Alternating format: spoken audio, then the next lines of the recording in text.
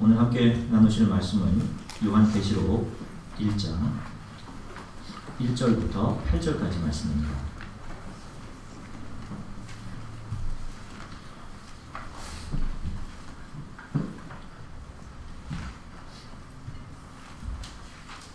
요한계시록 1장 1절부터 8절 저와 우리 성도님들이 함께 하나님의 말씀을 함께 읽으시겠습니다. 예수 그리스도의 계시라. 이는 하나님이 그에게 주사 반드시 속히 일어날 일들을 그 종들에게 보이시려고 그의 천사를 그 종 요한에게 보내어 알게 하신 것이라. 요한은 하나님의 말씀과 예수 그리스도의 증거 곧 자기가 본 것을 다 증언하였나니 이 예언의 말씀을 읽는 자와 듣는 자와 그 가운데 기록한 것을 지키는 자는 복이 있느니 때가 가까우니라. 요한은 아시아에 있는 7 교회에 편지하노니 이제도 계시고 전에도 계셨고 장차 오실 이와 그의 보좌 앞에 있는 7영과 또 충성된 증인으로 죽은 자들 가운데에서 먼저 나시고 땅의 임금들의 머리가 되신 예수 그리스도로 말미암아 은혜와 평강이 너희에게 있기를 원하노라.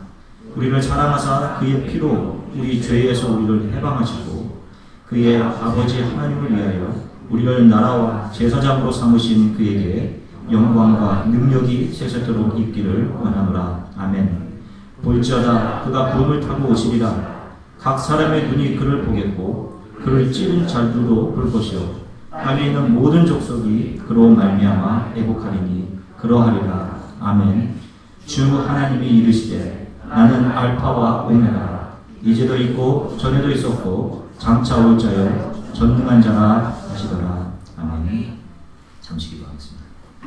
사랑해 주님 참 감사합니다. 이제 저희가 하나님의 말씀을 이제 함께 나누려 합니다. 성령께서 도와주시고 부족하고 연약한 종의 입술을 또 성령께서 만져주시기를 간절히 소망합니다. 우리 안에 보이지 않는 것에 대한 믿음을 확실히 붙잡는 놀라운 부흥이 일어나게 성령님 도와주시기 원합니다. 감사드리며 예수님 이름으로 기도드립니다. 아멘. 할렐루야. 여러분 한 주간 평안하셨어요? 잘 지내셨습니까? 네. 저는 아내와 유나가 한국 간 지 이제 벌써 일주일이 돼가고 있습니다. 가기 전에 우리 유나가 저에게 울먹이면서 아빠 내일 전화할 거야. 내일 메시지를 보낼 거야. 그러더니 첫날 카카오톡으로 우는 이모티콘을 한번 보내더니 그 다음 연락을 잘 안 합니다. 뭐 동생들하고 또 뭐 할머니 할아버지들하고 놀고 아마 모든 게 다 그 신기할 거예요 지금. 그러나 제게 연락할 시간이 없는 것 같아요. 떨어져 있고 얼굴을 보지 못하니까 같이 있을 때는 느끼지 못했던 그런 애틋함, 뭐 그리움 이런 게 마음에 계속 있는 것 같아요. 그런 게 있습니다. 일주일 떨어져 있는데도 이런데 오랜 시간 동안 가족과 떨어져 있고 얼굴 보지 못하는 사람들의 마음은 얼마나 그 마음이 아플까 하는 그런 생각을 해봅니다. 그러면서 하나님이 우리들에게 가지시는 감정도 이런 애틋함 같은 것이겠구나 이런 생각을 해봐요. 여러분 우리가 그런 찬양이 있죠. 내가 연약할수록 더욱 귀히 여기사 높은 보좌 위에서 낮은 나를 보시네. 그런 찬양이 있습니다. 연약하고 약할수록 우리를 혼내고 뭐 좀 기강이 빠졌으니 군기 좀 확실히 잡자 이러시는 것이 아니라 우리를 바라보시고 우리를 더 불쌍히 여겨주신다는 것입니다. 그러니까 우리가 항상 좀 그런 것 같아요. 우리가 기도하겠다라고 늘 잘 말하잖아요. 기도하겠습니다 이렇게 하고 하나님을 위해서 제가 조금 더 헌신하겠습니다 이렇게 한단 말입니다. 근데 잘 못하죠. 참 잘 못합니다. 목사님 저도 그래요. 늘 많이 기도하지 못하는 것에 대한 안타까움이 사실이 있어요. 유나가 매일 전화한다고 했다가 전화 안 하니까 뭐 제가 때리거나 그래서 내가 한 달 뒤에 가서 혼내줘야지 이러지 않는단 말이에요. 다만 애틋하고 그리워하고 그런 마음이 있어요. 하나님이 저와 여러분들에게 가지는 감정이 그런 것 같아요. 우리가 더 연약할수록 아버지 제가 여기 있습니다. 사랑합니다. 이렇게 하지 못하는 순간에도 우리를 잠잠히 사랑하시는 분이 우리의 하나님이십니다. 시간이 나는 대로 여러분 될 수 있는 대로 하나님께 여러분들의 이런 사랑들을 좀 올려드리고 하나님께 기도하려 또 감사의 고백을 올려드리려 이렇게 좀 애를 많이 쓰시는 그런 주간이 됐으면 참 좋겠다는 생각을 합니다. 옆분들과 인사를 조금 나누겠는데요. 잘 지내셨습니까? 하고요. 뭐 어떤 좀 감사한 것이 좀 있으셨습니까? 뭐 이런 것도 좀 서로 잠깐 좀 한 30초를 드릴게요. 어떤 감사한 일들이 좀 있었는지.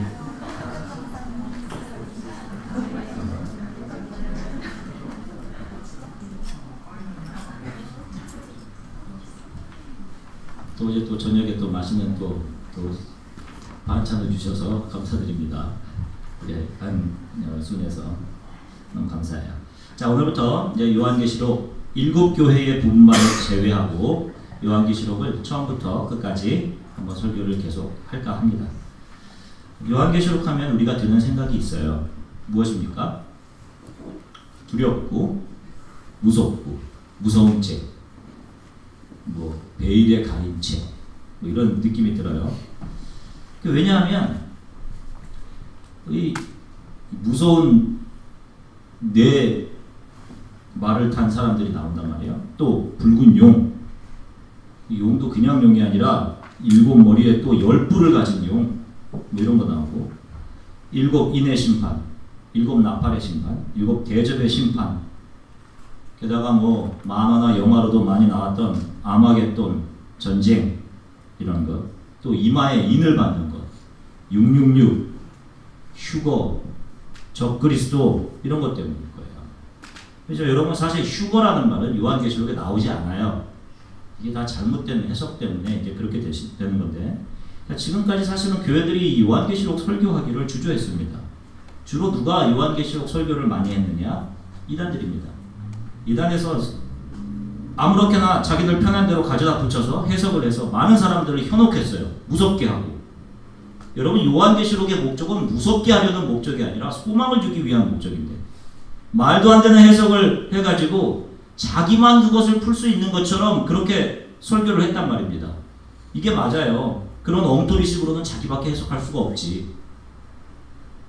그러나 이 생각해보면 우리가 요한계시록에 대해 잘못된 이해들을 가지게 되는, 아마 여러분들도 그런 잘못된 이해들을 가지고 있을 거라는 생각을 합니다. 저도 그랬었으니까요. 이렇게 되는 게 비단 이단들에게만 잘못이 있는 것이라는 생각하지 않습니다. 기존 복음주의들을 내세우는 교회들이 요한계시록을 거의 설교하지 않았습니다. 계시록 2장부터 3장에 나오는 7교회에 대한 부분을 제외하고는 여러분 요한계시록을 설교하지 않았어요.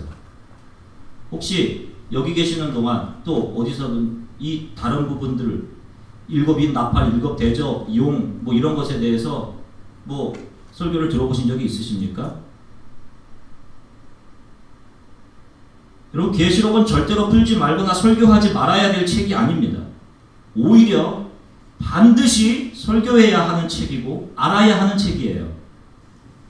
이 책에 계시를 주는 예수님께서도 요한에게 요한계시록 1장 11절에 보면 이렇게 기록합니다. 이것을 써서 7 교회에 보내라 이렇게 얘기한단 말이에요. 흩어져 있는 교회들에게. 그리고 또 19절에 계속해서 이렇게 이야기합니다. 내가 본 것과 이제 있는 일과 장차 될 일을 기록하라 이렇게 말씀하셨어요. 이렇게 하셨지 임봉하라 라고 하든지 이것을 땅에 묻어두어라 이러지 않으셨다는 말입니다. 계시록의 말씀들은 반드시 여러분 정확하게 설교되어져야 되고 읽어야 되고 성도들 하여금 듣게 해야 돼서 그 가운데 기록된 것을 알고 이해하고 지키도록 해야 되는 것입니다. 오늘 본문 1절을 보시면 예수 그리스도의 계시라 이는 하나님이 그에게 주사 반드시 속히 일어날 일들을 그 종들에게 보이시려고 그의 천사를 그 종 요한에게 보내어 알게 하신 것이라. 자, 여기서 먼저 요한계시록과 성경 전체 기록의 사실 목적을 이 말씀하고 있는데 하나님이 그리스도 예수를 통해서 장차 인류에게 반드시 속히 일어날 일들을 알게 하시려고 요한을 통해서 당시 흩어져 있던 크리스찬들과 교회들에 이 말씀을 주신 것입니다. 분명히 일어날 일들이에요. 앞으로 이것들을 저와 여러분들이 하나씩 살펴볼 것입니다. 많은 경우가 요한계시록은 상징으로 기록이 되어 있어요. 그러나 여러분 걱정할 필요가 없습니다. 이 상징들은 이미 구약 성경을 통해서 이런 상징들에 대한 것들을 이야기를 해주셨기 때문에 구약 성경을 통해서 이것들을 충분히 비교하면서 풀어갈 수 있습니다. 요한계시록에는 우리가 이해하지 못하는 숫자들과 형상들이 많이 등장합니다. 특별히 여러분들이 요한계시록에서 등장하는 대표적인 숫자를 대라고 한다면 아마 666이라는 숫자, 뭐 짐승의 인을 대표하는 것인데 이런 것들을 아마 생각하실 것입니다. 그런데 여러분 이 666 이런 표현들은 당시 사람들의 이해의 범주 안에 있던 것들이었어요. 여러분 요한계시록은 당시 사람들을 위해서 쓰여진 것이에요. 뿐만 아니라 오고 오는 크리스찬들을 위해서도 쓰여진 것입니다. 당시 사람들이 이해할 수 없었던 것이라면 당시 이 도미티안 황제 밑에서 고난을 받고 있던 사람들에게 무슨 위로가 됐겠어요? 당시 사람들이 이해할 수 있는 내용이었어요. 666도 마찬가지입니다. 당시 사람들은 이게 무엇을 의미하는지 알았다는 말이에요. 아시다시피 히브리어의 알파벳은 각 문자마다 수값을 가집니다. 그래서 네로의 이름을 히브리어로 표시하면 그 숫자가 666이 됩니다. 그래 이런 표기 방법을 게마트리아라고 해요. 실제로 고고학적으로 발굴된 당시 로마 제국의 도시 중에 하나인 폼페이라는 곳 알죠? 이 지진으로 멸망한 이 벽에는 이런 글자가 발견되기도 했어요. 나는 545 이름을 가진 여자를 사랑한다. 그러니까 당시 사람들이 많이 쓰였던 일종의 표현 기법이라는 겁니다. 그래서 당시 사람들은 이 666이 무엇을 의미하는지를 정확하게 알았어요. 우리 시대에도 정치적으로 별로 좋은 감정을 가지고 있지 못한 지도자에 대해서 은어들을 사용합니다. 그 은어가 뭐 우리 나라 한글에는 이런 숫가를 가지고 있지 않으니까 그게 어떤 뭐 동물이었던 무엇이었든지 그것을 이야기하면 그게 누구를 이야기하는지를 안단 말이에요. 그렇지 않습니까? 이런 역사적인 지식이 없이 자기가 무슨 시대의 영적인 사람인 것처럼 하나님으로부터 직통계시를 받아서 자신만이 요한계시록을 푸는 것처럼 하는 사람들이 하나같이 정말로 말도 안 되는 식으로 이런 666 이런 것들을 해석을 했고 성도들은 이게 정말인 줄 알았단 말이에요. 이미 성경이 우리에게 우리가 이해할 수 있는 언어로 주어진 것은 우리의 이해 범주 안으로 풀어주신 것입니다. 그런데 정말 조금만 잘 연구하면 알 수 있는 것을 여러분 과거에는요 참 80년대만 해도 666을 컴퓨터, 바코드 이런 것으로 인식을 했단 말이에요. 그래서 80년대에는 한국교회는 보수적인 한국교회는 컴퓨터 구입하는 것을 666을 교회 안으로 들여놓는 것으로 생각했어요. 여러분 지금 교회에 컴퓨터 없는 곳이 있습니까? 신용카드 사용하는 것을 또 666의 표를 받는 것으로 설교하고 그렇게 믿었던 사람들이 있단 말이에요. 신용카드 안 만드는 것을 또 믿음을 지키는 거로 생각하고 자랑으로 생각하고 요한계시록 12장에는 7머리에 10뿔이 달린 용이 나옵니다. 그런데 어떤 집단에서는 이걸 해석하기를 이 10뿔이 자기 자신들의 집단을 배신한 10명의 한국 사람으로 해석을 했어요. 10뿔이 다 김씨, 이씨, 박씨 이게 말이나 되는 겁니까? 아니 하나님이 한국 사람에게 계시를 주시려고 그리스 반모섬 요한에게 나타나셨어요. 그 당시 시대 우리나라는 아마 가야국 뭐 김수로 왕이 가야국을 하잖아요. 아마 그때나 아니면 신라가 처음 이렇게 시작됐던 박혁거세 정도 시대에 됐을 텐데 아니 그런 사람들에게 나타나지 않고. 그런데 여러분 이런 해석을 듣고도 그 안에 계속 남아 있습니다. 계속 있어요. 여러분 성경 속 어디에도 병을 고치는 손수건, 천국의 와인, 성경 공부를 하면 이가 금리로 변한다? 여러분 미안하지만 이런 것은 어디를 봐도 찾아볼 수 없는 거예요. 이를 안 닦으면 금리처럼 무겁게 변하겠지만 여러분 이게 되게 황당한 거 아닙니까? 황당해.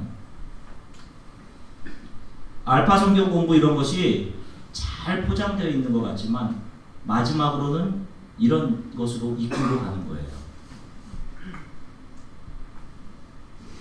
그런데도 이런 것을 지금 하고 있고 이런 성경 공부를 교회에서 계속하고 있고 이런 사람들이 집회를 계속 다니면서 사람들의 마음을 미혹해하고 그렇습니다. 뭐 사실 그리 놀랄 일은 아니에요. 이런 게 나중에 살피겠지만 하나하나 다 살필 건데 이미 계시록에서 이런 자들에 대한 언급을 하고 있습니다. 그리고 이런 자들이 어떤 심판을 받게 될지도 요한계시록에서는 기록을 하고 있어요. 요한계시록에는 또 너무도 많은 재앙과 지진과 기근과 천전이 나옵니다.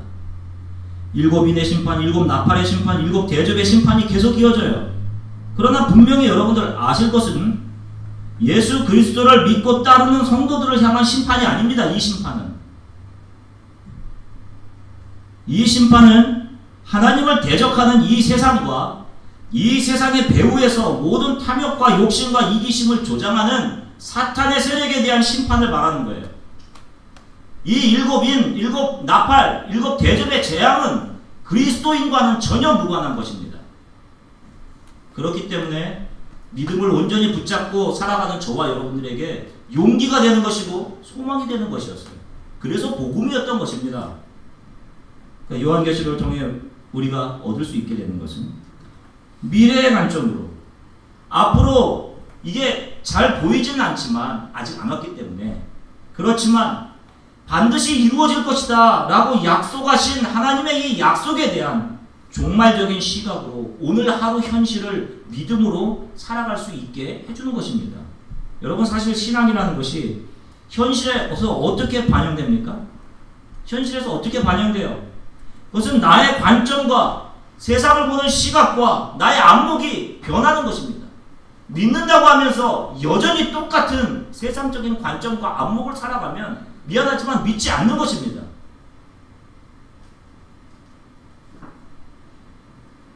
하나님께서 보여주신 약속과 계시의 안목으로 오늘 내가 당하고 있는 이 현실의 상황을 믿음으로 보는 거예요. 그렇기 때문에 아무리 힘들어도 우리 앞에 놓여진 영광이 장차 우리 앞에 놓여질 영광이 얼마나 큰지를 알기 때문에 기쁨으로 또 기대하며 견딜 수 있는 것입니다. 당시 이 편지를 받는 7 교회 교인들의 상황이 똑같았어요. 죽을 것 같이 힘들었습니다. 로마 황제 도미티안은 네로 황제 이후 크리스찬들을 얼마나 핍박했는지 몰라요. 사자들의 먹이로 사자 우리 안에 던져넣습니다. 크리스찬의 신분으로 경제생활에 수많은 제약이 있게 했어요. 많이 힘들었습니다. 그러나 그들은 이 계시의 말씀을 읽고 지금 눈에 보이는 것이 전부가 아님을 확신하게 되었어요. 여러분 아마 고시원을 아실 것입니다. 고시원. 한국의 고시원 아세요? 여러분 그곳에 어떤 사람들이 모여 있습니까? 미래의 법관, 검사, CPA들 이런 사람들이 거기 모여 있어요. 그런데 여러분 고시원에서 그 사람들 하고 다니는 거 한번 보십시오. 야 이게 이 사람들이 이게 지금 뭐냐? 구멍 다 뚫어진 양발, 뭐 트레이닝복 이런 거 입고 다니고 그런단 말이에요.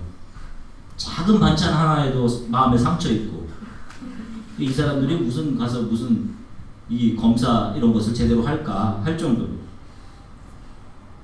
그런데 이곳에 있는 사람들 자신들의 모습과 자신에 대한 주위 사람들의 평가에 그리 연연하지 않습니다. 다른 사람이 지금 나를 어떻게 보건 연연하지. 왜? 지금 자신의 모습이 자신의 진정한 모습이 아님을 자기가 알기 때문에 그래요. 미래에 주어질 영광으로 가기 위해 지나가야 할 곳에 내가 지금 잠시 머물고 있다. 이런 생각을 하기 때문입니다. 옷 잘 입고 잘 먹고 분위기 있는 거 즐기고 할 시간이 없는 거예요. 장차 자신에게 다가올 영광은 지금 자신이 그토록 즐기고 싶어하는 그런 것들과는 비교할 수 없는 것임을 알기 때문에 그 안에서 하루 한 시간을 최선을 다해 보낼 수 있는 것입니다.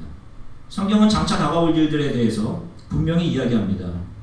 오늘 사도 요한은 요한계시록을 7교회에 보내면서 하나님을 소개하는데 4절에 보시면 이렇게 소개합니다. 요한은 아시아에 있는 7교회에 편지하노니 이제도 계시고 전에도 계시고 장차 오실 이와 그 보좌 앞에 7 영과. 자, 이 말은 구약의 여호와라는 단어가 있습니다. 우리가 여호와 하나님이라고 이야기한 건데 이 여호와라는 단어의 뜻을 정확하게 풀어서 표현한 거예요. 무슨 뜻이냐? 그분은 과거에서 존재하셨고 지금도 계시며 미래에도 계실 분, 영원한 하나님이시다 라고 하는 것이 이 여호와라는 말에 들어있습니다. 그것을 지금 요한계시록에서 이야기하는 거예요. 우리가 들었던 것처럼 구약에 아브라함의 하나님, 이삭의 하나님, 야곱의 하나님이라는 표현이 과거에도 계셨고 지금도 계시고 장차 오실 하나님, 이 말을 표현하는 것입니다. 그런데 이 말은 이런 영원하신 하나님은 연약하고 유한한 인간과는 전혀 관계없는 그런 하나님이라는 그런 뜻이 아니에요. 한번 생각해 보십시오. 이 편지를 받는 당시 7교회의 상황들, 카타콤에 숨어서 예배드리고 피를 짜내는 것 같은 고난 속에서 살고 있던 사람들이에요. 여러분, 그 속에서 이 사람들이 가졌던 생각이 무엇이겠습니까? 이 하나님은 도대체 계신가? 여러분, 우리가 조금만 힘들면 그런 생각하지 않습니까? 하나님은 정말 이 시대에 나를 보고 계시는 건가? 내가 이렇게 힘든 상황 속에 있는데 정말 하나님은 나를 사랑하신다고 하셨는데 나를 사랑하시는 하나님은 도대체 어디 계시는 건가?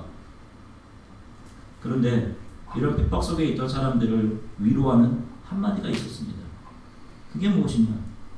하나님은 지금도 살아계신다 라는 것입니다.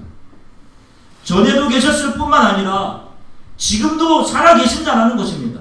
그리고 지금 이 순간에도 여러분들이 당하는 모든 어려움들을 하나님은 보고 계신다 하는 말씀입니다. 그분이 우리를 긍휼의 눈으로 지켜보고 계시고 동시에 악을 행하는 사람들, 크리스천인 척하면서 자신의 배나 채우는 사람들, 자신들이 인생의 왕이라고 여기며 자기 마음대로 살아가는 사람들을 불꽃 같은 심판의 눈으로, 두 종류의 눈으로 하나님은 바라보고 지켜보고 계신다는 것입니다. 아브라함과 함께 하셨던 하나님이 변함없이 이삭과 함께 하시고 그들의 조상과 함께 하셨던 하나님은 야곱과도 동일하게 함께 하실 뿐만 아니라 요한의 시대에 박해받던 사람들에게도 동일한 하나님이시며 지금 이 시대를 살아가는 저와 여러분들의 머리털까지 세신 바 되시는 그런 하나님으로 존재하신다는 것입니다. 이것은 그 하나님이 요한 당시에 사람들을 지키고 계신다는 놀라운 선언인과 동시에 이 시대에 저와 여러분들에게도 주시는 위로의 메시지입니다. 바로 이 하나님을 믿는 믿음이 오늘 저와 여러분들에게도 필요할 것입니다. 5절부터 사도 요한은 계시록의 서론의 중심 메시지인 예수 그리스도가 누구인지 이것을 기록합니다. 자, 예수 그리스도의 명칭에 대해서 아마 저와 여러분들이 좀 알 것입니다. 요한 계시록에는 다른 책에서처럼 예수 그리스도를 신랑, 양의 문, 목자 이런 표현을 쓰지 않습니다. 오늘 요한계시록 5절을 보면 예수 그리스도를 무슨 단어로 표현하고 있냐면 충성된 증인이라는 말로 예수님을 표현합니다. 이 편지를 받는 당시의 교회들, 그 속에 있던 성도들은 자신들에게 주어진 상황 속에서 어떻게 해서든지 믿음을 지켜가면서 주의 나라를 위해 그들의 모든 충성을 다해야 될 사람들이었어요. 그런데 이미 누가 너희가 겪었던 모든 어려움들 상황 속에서 하나님께 충성을 다했다라는 것을 보여주시는 것입니까? 바로 예수 그리스도가 그렇게 하셨다. 이걸 보여주시는 것입니다. 여러분, 예수님께서 회개하라, 이 독사의 자식들아, 이 외식하는 껍데기만 남은 자들아, 이렇게 사람들의 죄를 지적하셨을 때 많은 사람들은 귀를 막으면서 침을 뱉으면서 저 사람을 십자가에 못 박아라라고 외쳤습니다. 아시다시피 예수님이 기적을 베푸셨을 때 사람들은 예수님을 환호했어요. 그러나 그들의 죄를 지적했을 때 그들은 예수님을 십자가에 못 박아라고 외쳤습니다. 때리고 가시로 머리에 창을 씌우고 예수님의 옆구리를 찔렀습니다. 충성된 증인이라는 것은 바로 이럴 때 예수님께서 어떻게 하셨나 하는 것입니다. 그런 상황 속에서 예수님은 자신의 신세를 탓하지 않으셨습니다. 다른 사람의 탓을 하지도 않으셨습니다. 많은 사람들 앞에서 자신을 변명하라고 빌라도가 기회를 줬음에도 예수님은 변명조차 하지 않으셨습니다. 십자가에서 사람들이 조롱할 때 갑자기 노를 바라셔서 번개로 그들을 치시거나 하지 않으셨습니다.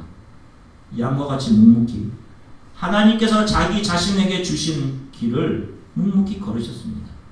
여러분, 이것이 충성된 증인입니다. 저는 여러분들이 언제 어느 상황에 있든지 이런 충성된 증인으로 주님 앞에 서게 되기를 간절히 소망합니다. 여러분, 기억하십시오. 여러분들이 지금 오늘 가지고 있는 신앙으로 하나님 앞에 서게 됩니다. 나중에 잘할 것이다. 미안하지만 여러분, 절대로 그렇게 되지 않아요. 제가 오늘 하루를 예수 그리스도의 증인으로 살아가겠습니다. 그리고 그렇게 살아가려고 믿음을 지키는 것이 중요한 것입니다. 로마 군병과 빌라도와 모든 사람들은 예수 그리스도를 십자가에 못 박고 죽이고 이제 모든 것이 다 끝났다고 생각했습니다. 그러나 그게 끝이었습니까? 그렇지 않아요. 예수님은 3일 만에 살아나셨습니다. 영광스러운 부활 승리하셨습니다. 요한이 당시 시퍼런 로마의 칼과 말발굽알의 죽음의 위험을 당했던 7 성도들에게 말하는 것이 이것입니다. 자, 우리 예수님이 어떤 분이신가? 충성되게 믿음의 삶을 사셨다. 그분은 죽었지만 영광된 부활의 승리를 경험하셨다. 이것입니다. 그러므로 너희가 요한계시록에 등장하는 그 무시무시한 짐승들의 말발굽의 죽임을 당한다 할지라도 예수께서 부활하신 것처럼 너희도 부활할 것이라는 소망을 가지고 담대하라. 이런 메시지를 전하고 있는 것입니다. 여러분, 죽었다가 다시 살아날 것을 아는 사람은 죽음이 그닥 두렵지 않습니다. 아마 여러분들 가운데서도 그런 경험 하신 분들이 있을 수 있을 거라고 생각해요. 저도 죽음의 문턱 앞에 서본 터라 그때 별 확신 없이 세상 속에서 시간 낭비하던 모습이 아닌 정말 충성된 증인으로 하루하루를 살다가 하나님 앞에 서야 되겠구나 하는 생각을 늘 아침마다 새롭게 합니다. 여러분, 왜 힘들지 않겠습니까? 어떤 교회분들과 이야기하면서 언제쯤 이런 피곤함이 끝날까? 언제쯤 이런 정처 없음, 두려움이 끝나게 될까? 앞으로도 계속 이어지겠지요. 그러나 중요한 것은 어떤 상황 속에서도 하나님의 충성된 증인으로 살아가는 것입니다. 지금은 모르지만 성경에 기록되어 있기 때문에 약속을 붙잡고 가는 것입니다. 요한은 본문 7절에서 요한계시록의 중요한 한 가지 주제를 이야기합니다. 7절 보시면 볼지어다 그가 구름을 타고 오시리라. 각 사람의 눈이 그를 보겠고 그를 찌른 자들도 볼 것이요 땅에 있는 모든 족속이 그로 말미암아 애곡하리니 그러하리라. 아멘. 요한계시록의 또 다른 아주 중요한 주제입니다. 하나님이신 예수 그리스도께서 분명히 다시 오신다라는 것입니다. 여기서 구름을 타고 오시리라 라고 하는 것의 구름은 상징입니다. 그래서 사람들은 구름을 보면서 예수님이 오시는 거 아닌가 뭐 이런 생각을 하는데 상징이에요. 예수님께서 영광 가운데 오실 것을 의미합니다. 모든 사람이 볼 수 있도록. 예수님께서 처음 오셨을 때, 이 땅에 오셨을 때 그때는 우리의 죄를 용서하시기 위해서 조용히 이 땅에 오셨습니다. 그러나 예수님께서 다시 오시는 사건은 모든 사람들이 다 재림의 주 예수 그리스도를 보게 되는 그런 사건으로 오시게 될 것입니다. 하나님의 원수들조차도 다 알게 되는 그런 사건이 될 것이라는 것입니다. 그러니까 이 재림이 어떤 사람들에게는 기쁨의 날이 될 것이고 어떤 사람들에게는 애곡의 날이 될 것입니다. 요한계시록 6장에서 앞으로 살펴보겠지만 산아 무너져서 나를 덮어라. 누가 이 영광의 하나님의 낯에서 나를 피하게 해줄 수 있겠느냐 라고 하게 될 것입니다. 오늘 8절 마지막을 한 목소리로 함께 읽으시겠습니다. 시작. 주 하나님이 이르시되 나는 알파와 오메가라. 이제도 있고 전에도 있었고 장차 올 자요 전능한 자라 하시더라. 요한이 예수님은 누구신가를 다시 명확하게 핍박 중에 있는 7교회 성도들에게 말해주고 있어요. 나는 처음과 나중이요 이제도 있었고 전에도 있었고 장차 올 자요 전능한 자이다. 이분이 바로 우리를 바라보시고 우리를 긍휼히 여겨주시는 예수 그리스도이십니다. 우리들의 신앙의 중심은 바로 주 예수 그리스도가 되어야 할 것입니다. 그분이 나를 위해 어떤 일을 하셨는지 이것을 모르면서 크리스천이라고 할 수 없어요. 오늘 요한계시록을 시작하면서 이 책의 목적과 예수 그리스도에 대해서 함께 잠시 나누었습니다. 예수 그리스도께서 당시 이 말씀을 주시면서 어려움 속에 있는 성도들에게 왜 이렇게 연약하게 좀 모든 권한을 좀 잃어버리고 당장 기쁨을 좀 회복해라 이런 메시지를 주려고 했던 것은 아닐 거라고 생각합니다. 우리 인간은 연약하기 때문에 오늘 바로 현재가 힘들고 미래가 보이지 않으면 그것을 견뎌내는 것은 정말 쉽지 않아요. 우리가 누군가 너무 힘들어서 부탁하면 왜 이렇게 믿음이 약해? 기도해봐. 이렇게 하는 분들이 있는데 그럴 때 그런 말은 더 큰 상처로 그 사람을 찌르는 그런 것이 될 수도 있습니다. 그럼에도 요한계시록은 최소한 우리가 소망해야 될 분명한 것이 있음을 저와 여러분들에게 보여줍니다. 많이 힘든 분들이 우리 가운데도 있음을 아는데 그 소망이 성경을 통해 계시로 저와 여러분들 모든 크리스찬들 앞으로 오고 올 모든 크리스찬들에게 약속되어 있다는 것을 여러분 신뢰하시고 또 하나님이 나의 모든 아픔과 눈물을 씻으실 것을 아니 지금도 긍휼의 눈으로 잠잠히 바라보고 계심을 기억하시고 여러분들의 힘든 다리를 다시 한번 일으켜 세우게 되시기를 간절히 축원합니다. 잠시 함께 기도하겠습니다. 예수님이 여러분들에게 어떤 분이신지를 잠시 묵상하면서 그분은 자신을 하나님의 충성된 증인이라고 말씀하셨는데 어떤 상황에서도 저도 충성된 증인으로 하나님 믿음 지키며 살아가게 해주십시오. 주님께서 분명히 다시 오신다라고 하셨기 때문에 그를 찌른 자들도 볼 것이고 그를 배신한 사람들도 다 그들을 주 예수 그리스도의 재림을 보게 될 것인데 주님 저는 그때 아멘 주 예수여 오시옵소서 하는 모습으로 주님 앞에 온전하게 서게 되게 해주십시오. 이제도 계시고 어제도 계시며 장차 오실 하나님을 소망하고 이 땅에 소망을 두지 않게 하시고 어렵고 힘든 상황을 소망과 믿음으로 이겨나가게 성령님 도와주십시오. 우리 이렇게 기도했으면 좋겠어요. 또 대청년들 한 주간 기말 시험일 텐데 우리 청년들 한 주간 동안 주님께서 힘주셔서 오히려 이 기말 한 주간이 하나님께서 주시는 평안으로 채워지는 그런 시간 되게 해주십시오. 이런 제목 가지고 잠시 함께 기도하겠습니다. 사랑의 주님 참 감사합니다. 오늘 사랑하는 성도들과 함께 하나님의 말씀을 함께 나누었습니다. 주님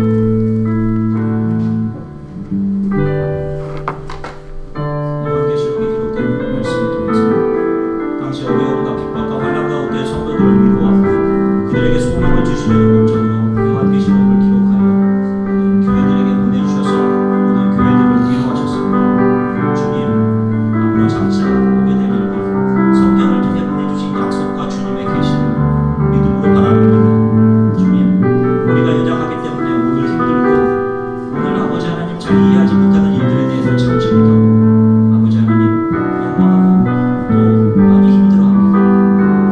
도와주십시오. 최소한